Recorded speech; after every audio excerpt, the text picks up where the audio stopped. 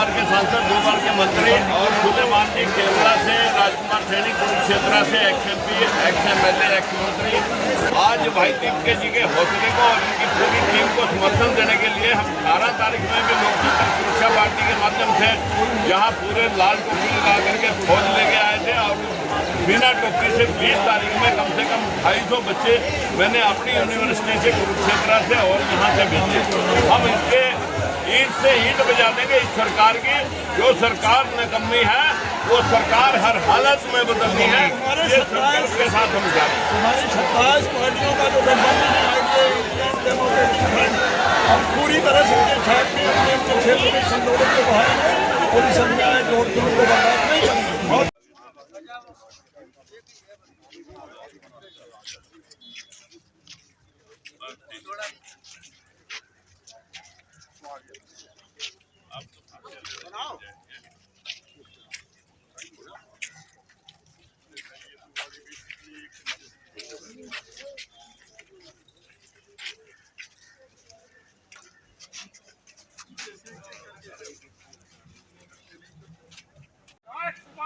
आगे बढ़ो, हम तुम्हारे साथ हैं। जो सरकार निकम्मी है, जो सरकार बदलनी है, जो सरकार निकम्मी है, जो सरकार बदलनी है, जो सरकार निकम्मी है, जो सरकार बदलनी है, सरकार निकम्मी है, जो सरकार बदलनी है, जो सरकार बलात्कारियों की है, जो सरकार बदलनी है।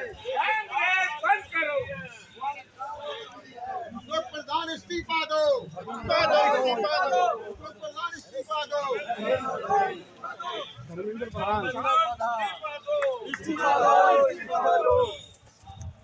नमस्कार, मैं विजय पुनिया, आप लोगों का हमारे चैनल पर स्वागत है। मैं खड़ा हूँ जंतर मंतर पे और मेरे पीछे देखिए एक पूरी टीम खड़ी है। आईडिया इंडिया डेमोक्रेटिक अलायंस की ये टीम है और आज ये जंतर मंतर पे आए थे स्टूडेंट को सपोर्ट करने के लिए, उन बच्चों को सपोर्ट करने के लिए आए थे जो शिक्षा में सुधार चाहते हैं, उन बच्चों को सपोर्ट करने के लिए आए थे जो नीट के पेपर में हो रही घपले को, यानी जो पेपर लीक हो रहे हैं उसको रोकने के लिए सब बच्चों को सपोर्ट करने के लिए आए थे। और उन बच्चों को सपोर्ट करने के लिए आए थे जो CBSE में धांधलेबाजी और NTA जो एक नई प्राइवेट संस्था जिसके हाथों में भारतीय जनता पार्टी ने और प्रधान धर्मेंद्र जी ने जो शिक्षा मंत्री है उन्होंने NTA के हाथ में पूरी शिक्षा व्यवस्था थमा दी है।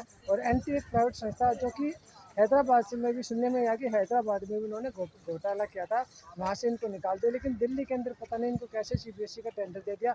उसके बाद CBSE के अंदर भी खूब धांधलेबाजी हुई। आज 25 दिन हो चुके हैं प्रोटेस्ट को चलते हुए और प्रधानमंत्री नरेंद्र मोदी ने ट्वीट करके सभी विद्यार्थियों को, स्टूडेंट को, युवाओं को एक आश्वासन दिया था कि हम एक फास्ट ट्रैक कोर्ट बनाएंगे जिसमें नीट के अंदर हो रहे घपले हुए केसेस को जल्दी से जल्दी निपटारा करेंगे। लेकिन मोदी जी ने ये नहीं कहा कि हम धर्मेंद्र प्रधान को शिक्षा मंत्री के पद से हटा देंगे। ये सारी चीज़ें थी जो मैंने आप लोगों को पता। बात करेंगे इन लोगों से। सबसे पहले सर नाम बताएं क्या आपका? श्रीपाल वर्मा, कन्नौज से। धनपाल सिंह से मुख्य महासचिव स्वतंत्र जनता पार्टी। साहब सिंह धनगर भैया जी, आईडी गठबंधन का संयोजक। मैं प्रोफेसर रामबख्श सिंह वर्मा, पूर्व सांसद, पूर्व विधायक और राष्ट्रीय सोशल समाज पार्टी का राष्ट्रीय अध्यक्ष। मैं घनश्याम पुरी, उत्तर प्रदेश में बुंदेलखंड से बिलोंग करता हूँ और स्वतंत्र जनता राष्ट्र पार्टी का राष्ट्रीय अध्यक्ष संस्था हूँ। मैं राजपाल कोली, विधानसभा अध्यक्ष, स्वतंत्र जनता राष्ट्र पार्टी। हाँ। तो ये मैंने लोगों से बातचीत के पहले तो सबसे पहले तो उनका इंट्रोडक्शन लिया। मैंने बातचीत करी, सबसे पहले सांसद जी से बात करेंगे। सर ये बताइए, आज भी सांसद नहीं, मैं सांसद 2 बार आज नहीं हो, आज भी सांसद पार्लियामेंट में बैठे हैं जी। और पहले आप रह चुके हो 2014 से पहले का समय होगा शायद आपका। क्या अंतर है दोनों में? बहुत अंतर है। उस समय संविधान के नाम पर, लोकतंत्र के नाम पर वो लोग चुन के आते थे, उन्हें लोकतंत्र में आस्था होती थी, लोगों के प्रति हमदर्दी होती थी, देश की जनता को अपनी जनता मानते थे। आज की सरकार जो है हृदयहीन है, संवेदनहीन है, अपने बच्चों के भविष्य की चिंता नहीं करती है, इन्हें कोई परवाह नहीं है। कोई कुछ भी करे, कितनी भी बेईमानी करे। पिछले 10 वर्ष में 89 बार पेपर लीक हुआ है, बच्चों का भविष्य बर्बाद हुआ है जी। 125 बार लीक हुआ 12 साल में। पिछले 12 साल में, मैं पिछले 10 वर्ष की बात करता हूँ। जिसमें मैं उन एग्जामिनेशंस की बात करता हूँ जो प्रमुख एग्जामिनेशन है, जिसमें 89 बार हुआ है, बच्चों की ज़िंदगी बर्बाद हुई है। लेकिन ये सरकार अपने बच्चों की बात नहीं सुनना चाहती है। इसे संविधान की परवाह नहीं है, इसे देश की जनता की परवाह नहीं है। इसे परवाह है तो अडानी अंबानी की है, इसे परवाह है तो पूंजीपतियों की है, इसे परवाह है तो केवल अपनी छवि की है। ये गलत तरीके से अपनी छवि बना करके इस देश में राज करना चाहते हैं, जिसे जनता बर्दाश्त नहीं करेगी। और ये जो यहाँ हो रहा है, ये जो आंदोलन है, ये आंदोलन नहीं, ये जनक्रांत है। आम आदमी उठ के खड़ा हो गया है। गांव गली के दूरस्थ देश के हर कोने के नौजवान, बच्चे और बच्चियां यहाँ पर इकट्ठे हो रहे हैं और बड़ी संख्या में लोगों का इन्हें समर्थन है। और ये भी बहुत बड़ी बात है कि अहिंसक तरीके से, पूरी तरह से गांधीवादी तरीके से लोग अपना आंदोलन चला रहे हैं। इससे लोगों को बहुत प्रेरणा मिली है और ये एक तरह से रक्त क्रांत है। ये सरकार जो है, निश्चित रूप से ये लोग और हम सब लोग मिलकर के इसे उठा करके फेंक देंगे। सर, और भी SC ST OBC के सांसद बैठे हैं पार्लियामेंट में, वो भी आवाज़ नहीं उठा रहे कि सबसे ज़्यादा भीम के नारे यहाँ पे लग रहे हैं। और SC ST OBC या किसी भी और वर्ग के जितने भी सांसद हैं पार्लियामेंट में, चाहे वो राज्यसभा में हो या लोकसभा में हो, वो अपनी अपनी पार्टी के गुलाम हैं। बच्चे तो होंगे ना उनके, हैं, बच्चे तो उनके होंगे ना? उनके बच्चे हैं, लेकिन उन्हें लगता है हम अपने बच्चों के लिए अपार धन इकट्ठा कर लेंगे। ये जितने सांसद और विधायक हैं, दिन रात पैदा कर रहे हैं। एक व्यक्ति ने 500 करोड़, 200 करोड़, 100 करोड़ रुपया इन्होंने इकट्ठा कर लिया है। इन्हें जनता की परवाह नहीं है, इन्हें तो पाठ सिखाएगी जनता। लोग समझ गए लोग क्या कर रहे हैं। तो देश ऐसे ही चलेगा क्या? नहीं, ये देश ऐसे नहीं चलेगा। देश में बड़ी सामर्थ्य है, जनता में बड़ी सामर्थ्य है। लोग अभी तक भुलावे में थे, वो समझते थे मोदी अब बदलेगा, अब ठीक करेगा, अब ठीक करेगा। पहले बार में जैसे कोई जादूगर गांव में आता है, कोई मजमा लगाने वाला आता है, तो लोग सम्मोहित हो जाते हैं। लेकिन धीरे धीरे वो सम्मोहन खत्म हो जाता है। ये सम्मोहन खत्म हो रहा है, लोग जग रहे हैं, लोग सड़कों पर भी उतर रहे हैं जो पहले नहीं उतर रहे थे। तो 70 साल में पहली बार मैंने इतना बड़ा आंदोलन सुना है। शायद आप लोगों ने देखा होगा, लेकिन हाँ, सुना मैंने है, देखा देखा है, आज देखा मैंने। अंग्रेजों के जब समय था तब पूरे देश में आंदोलन चलते थे और इतनी भीड़ जंतर मंतर में पिछले 5 साल से आ रही, पहली बार मैंने इतनी भीड़ देखी है। आप क्या कहोगे इसके बारे में? देखिए, जब पाप का घड़ा भर जाता है तो वो फूटता ही है। ये जो मोदी सरकार है, NDA की सरकार है, इन्होंने जनहित का कोई कार्य नहीं किया है। और जो चूँकि यह देश विभिन्न जातियों, धर्मों और समुदायों, वर्गों का है, तो उनको हिस्सेदारी मिलनी चाहिए। तो वो हिस्सेदारी तो पहले समय में थोड़ी बहुत मिली, लेकिन इस NDA की सरकार में तो वह भी ख़त्म कर दी गई है। तो इसलिए इनका वो समय पूरा हो चुका है और ये बड़ा जन आंदोलन जो पूरे देश में फैल रहा है, निश्चित रूप से ये सत्ता इस आंदोलन की वजह से बेदखल है। सरकार को फर्क तो पड़ नहीं रहा आंदोलन से? नहीं, सांसदों पे अभी फर्क नहीं है, लेकिन आपने ये देखा कि बंगाल का भी हश्र देखा, किस तरीके से वहाँ के नेता को भागना पड़ा। यही हश्र आपने दूसरे जगह भी देखा।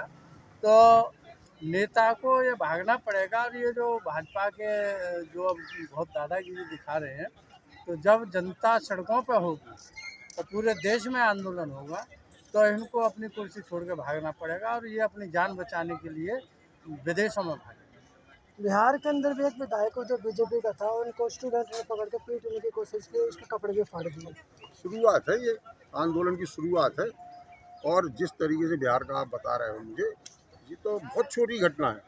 अभी जब जन आक्रोश पैदा होगा, अभी तो केवल बच्चे आए हैं जिनकी 20 साल, 22 साल, 25 साल की उम्र है। जब औरतें भी आएंगे, बच्चे भी आएंगे, बूढ़े भी आएंगे, जवान भी आए, पूरा देश एक तरफ से चलेगा, तब मालूम पड़ेगा। जैसे लॉकडाउन हुआ था, देखा आपने, बुंदेलखंड में लाखों करोड़ों लोग वापसी कर रहे थे। ऐसा रोड भर के जाम चलेगा पूरे देश के अंदर। जितने आएंगे उतने जाएंगे यहाँ से, जी संभाल ही नहीं पाएंगे। ना इनकी पुलिस काम कर पाएगी, ना इनका शासन काम कर पाएगा, ना प्रधानमंत्री, ना मुख्यमंत्री, कोई डांट ही नहीं पाएगा। जनबल की ताकत से पड़ी भारत के अंदर दुनिया में कोई बड़ी ताकत ही नहीं है। केवल जनबल की ताकत इतनी बड़ी ताकत है। और जनबल जब करवट लेता है, परिवर्तन होता है। चाहे जलियांवाला बाग उठा के देख लो, चाहे भारत के अंदर अंग्रेजों को भगाने की बात देख लो, 200 साल हुकूमत की, जब बेनी टिके। ये तो यार साल, 10 साल, 20 साल वाले आदमी हैं, इनकी कहा, ये तो हैं ही के ठीक है ऐसे है ही क्या है, ये तो आस्तीन के बाकी सांप है, जाएंगे कहा, बाकी ये तो सब आस्तीन के सांप है, आस्तीन के सांप निकले ये तो, वो दुमऊ सांप निकले। चुनाव में कुछ कहते हैं और चुनाव के बाद कुछ करते हैं। चुनाव में केवल जनता के पास होते हैं ये, और जनता की आवाज़, जनता की बात करते हैं, और जैसे ही चुनाव खत्म होते धन्ना सेठों से मीटिंग चालू हो जाती है, और जनता मरना चालू हो जाती है, भूख प्यास से फड़फड़ाने लगती है। मैं बुंदेलखंड में बिलोंग करता हूँ, बुंदेलखंड में रोज 50 आदमी भूख प्यास से आत्महत्या करते हैं, उनकी ना चिंता नहीं है। और ये एक आदमी है जो लेटा है, सोनम चौहान जी, सोनम मांझी जी, तो आप जैसे लोग 25 दिन के बाद इनको खबर आई, 25 दिन के बाद इन्होंने उनसे मिलना उचित समझा। कल ही मिले वो। कितनी नालायक सरकार है, कितनी नालायक सरकार है। सोचो आप, कल्पना करो आप, 25 दिन के बाद आदमी एक दिन में पहुंच जाता है। कल मिले हैं कि तो ये इनका दुर्व्यवहार है, दुर्व्यवहार है। ये इस देश के अंदर विदेशी ताकतों के इशारे पे ये सब काम कर रहे हैं। आंदोलन ये चलाने नहीं देते हैं, लोगों को अपनी आवाज़ उठाने नहीं देते हैं, लोगों की आवाज़ सुनते नहीं है, सुनाई नहीं आती है लोगों की आवाज़, जनता की बातें सुनते ही नहीं है। पुलिस वाले बच्चों को लाठियां मार रहे हैं, आप कैसे देखते हैं इस चीज़ को? मारना चाहिए नहीं मारना चाहिए? देखो, वो बच्चे हमारे हैं, हमारे देश के नई पीढ़ी है, उनको इतना दर्द हो रहा है कि बहुत ज़्यादा। अगर ये नई पीढ़ियों को दबा देंगी तो इस तो देश बेकार हो जाएगा। इसलिए जनता जागरूक हो गई है, और इनको जो भगने के लिए भी मौका नहीं मिलेगा, ये पतली गली भी नहीं मिलेगी, ये ज़मीन में दाबे जाएंगे। तो ये इतनी निकम्मी सरकार होगी कि इसके लिए तो सीट इसे छोड़ के भागनी पड़ेगी मोदी को। ये अभी सर टैक्स हम देते हैं, वोट हम देते हैं, पिटते हम ही हैं, मालिक जबकि हम ही हैं। अब की बार इस सरकार को, हमारे देश जो भारत है सबसे युवा देश है, इसमें युवाओं की संख्या सबसे ज़्यादा है, और इस बार सरकार को युवाओं से पाला पड़ा है। तो निश्चित रूप से ये युवा जो है टूटने वाला नहीं है। यहाँ से वहाँ तक देखिए, बरसात, भूख प्यास, दोपहरी, सबसे वो जूझते हुए, और कोई किसी भी युवा के चेहरे पे चिकन नहीं है। पूरे भारत से आके अपने यहाँ पे सारी यातनाएं झेल के, पुलिस की लाठियाँ झेल के, लेकिन ये युवा टूटने वाला नहीं।